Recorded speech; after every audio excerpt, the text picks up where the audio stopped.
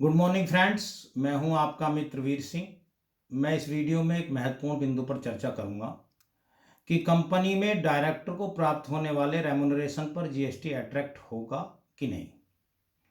आप हमारे इस चैनल को लाइक और सब्सक्राइब करना न भूलें। इस बिंदु पर विवाद तब पैदा हुआ जब राजस्थान और कर्नाटका की एडवांस रूलिंग की दो अलग अलग अथॉरिटीज ने इस पर अलग अलग मत दिए।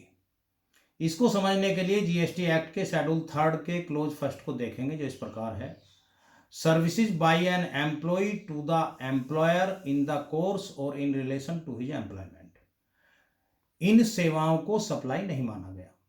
साथ ही notification number 13/2017 central tax rate dated 28/6/2017, जिसके सीरियल नंबर 6 के अनुसार डायरेक्टर द्वारा प्राप्त रेम्युनरेशन पर कंपनी या बॉडी कॉरपोरेट को आरसीएम बेसिस पर जीएसटी पे करना है। जाहिर है कि जो सप्लाई नहीं है उस पर जीएसटी आकर्षित होने का प्रश्न ही नहीं है। अतः हमें जानना जरूरी है कि कौन सी ट्रांजैक्शन सप्लाई है, कौन सी नहीं। डायरेक्टर को दो प्रकारों में बांटा गया है। पहले whole time director, executive director और मैनेजिंग डायरेक्टर, जो कंपनी के एम्प्लॉय होते हैं, और दूसरे independent director, non executive director, nominated director, जिन्हें कंपनी एक्ट 2013 के सेक्शन 149 सबसेक्शन 6 में परिभाषित किया गया है, जो कंपनी के एम्प्लॉय नहीं होते, अर्थात उनमें तथा कंपनी में एम्प्लॉयर एम्प्लॉय का रिलेशन नहीं होता। जहां एम्प्लॉयर तथा एम्प्लॉय रिलेशनशिप होती है, वहां इन द कोर्स और in relation to his employment जो रेम्युनरेशन प्राप्त होता है वह सप्लाई नहीं है और जीएसटी के दायरे से बाहर है।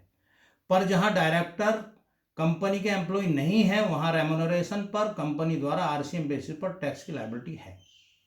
सर्विस के लिए कॉन्ट्रैक्ट को हम दो भागों में बांट सकते हैं। प्रथम, कॉन्ट्रैक्ट ऑफ सर्विस, जहां एम्प्लॉयर एम्प्लॉय रिलेशनशिप होती है।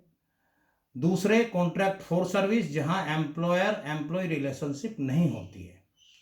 इस रिलेशनशिप का उल्लेख सर्विस एग्रीमेंट या article of association of company में होता है। इसको ऐसे भी समझा जा सकता है, जहां इनकम टैक्स एक्ट के सेक्शन 192 के तहत टीडीएस की कटौती होती है, वह एम्प्लॉय की सैलरी होती है। जहां अदर देन सैलरी के खाते से पेमेंट करते हैं, वहां इनकम टैक्स एक्ट के सेक्शन 194J के तहत टीडीएस कटौती की जाती है। यह भी स्पष्ट करना उचित होगा कि यदि कोई डायरेक्टर अन्य प्रोफेशनल या टेक्निकल सर्विस भी कंपनी को प्रदान करता है, तो यह सेवा इसके एम्प्लॉयमेंट से रिलेटेड न होने के कारण टैक्सेबल है। उदाहरण के लिए, यदि डायरेक्टर ने कंपनी को बिल्डिंग किराए पर दे रखी है तो उस पर जीएसटी अट्रैक्ट होता है।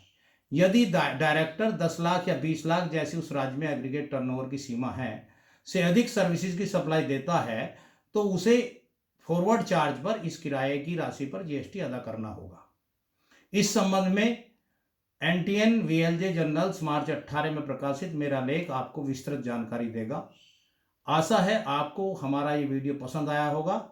कमेंट जरूर करें। धन्यवाद।